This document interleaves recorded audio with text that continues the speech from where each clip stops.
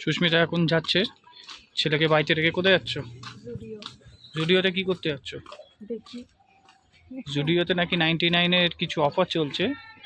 দেখি সত্যি বলছে কি মিথ্যা কথা বলছে, আমাকে দুদিন ধরে জোর জবরদস্তি করছে, তো যাই দেখি। আমরা এখন মধ্যমগ্রাম চৌমাথায় যে মধ্যমগ্রামের জুডিওতে যেটা আছে সেটাই যাচ্ছি। আমি পুজোকে বললাম যে একটা কাজ করো, 99-এ যখন সবসময় পাওয়া যাচ্ছে তো একেবারেই পুজোর মার্কেটিংটাই করে নাও, এখনই দিয়ে দিচ্ছি, করে নাও।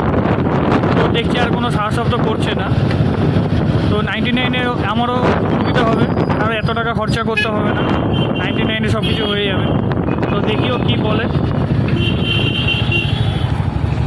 দেখতে দেখতে জুডিও চলে এসছে, তো দেখা যাক কি আছে 99-এ। এই দিক থেকে দেখা যাচ্ছে 299, 499। তো গিয়ে দেখি, একটা প্রাইস ট্যাগগুলো দেখাচ্ছি। আমি কোথাও 99 দেখতে পাচ্ছি না। সে 99 হোক কি 399 হোক কি 299 হোক, ও দেবে, ওই বুঝবে। সব জায়গায় সব 499, 599 সব কিছু।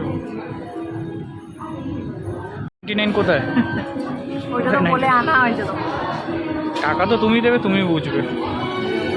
99-এ খুঁজে পেয়েছি, এই যে যত সম্ভব স্টিক বোধ হয়। উপর থেকে নিচ পর্যন্ত ঘুরে ফেলেছে, কিন্তু এখনো পর্যন্ত 99-এ কিছু পাইনি, এখনো খুঁজে যাচ্ছে। অফার বলে নিয়ে গেল, কিন্তু কোনো কিছু ছিল না, যা নিয়েছে ওর থেকেই নিয়েছি, আমি কিছু নিইনি। এর জন্য কিছু বলছিল না যে 99-এ বলেছিলাম যে পুজো মার্কেটিংয়ে ছেড়ে নাও, ওর জন্য কিছু বলছিল না, জানে ও যে 99-এ কিছু নেই। কি বলবো, ঠিক আছে, আমি পয়সাও দিইনি। এখন একটু ভাবছি যে মায়ের সঙ্গে দেখা করবো, দেখা করে তারপর বাড়ি চলে যাবো। মায়ের এখনও ঘুমিয়ে আছে, তো দেখি। আর এই সেই রয়্যাল এনফিল্ডের এই কান্ট্রি মোটরস, এইখান থেকেই বাইকটা কিনেছিলাম,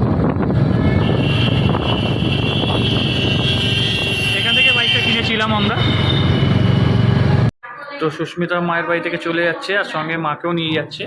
আজকে মায়ের বাড়িতে এসেছিলাম, তো মাকেও সঙ্গে করে নিয়ে যাচ্ছি আমাদের বাড়িতে। মায়ের শরীরটাও খারাপ আছে, তাই মাকেও সঙ্গে করে এসে যাচ্ছি। একটা ছোট্ট শামুকের মতন কিছু একটা ব্যাপার আছে, তো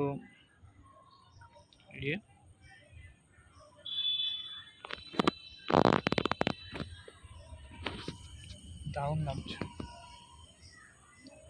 মায়ের বাড়িতে। দেখছি, আমি ছবি তুলছি দেখে। তো আমরা মায়ের বাড়ি থেকে চলে এসেছি, তো মাকেও সঙ্গে করে নিয়ে এসেছি। মায়ের শরীরটা খারাপ, তো মাকে বললাম চলুন 2 দিন আমাদের বাড়িতে থাকবেন। আর এদিকে আয়ান্স তো খুবই খুশি।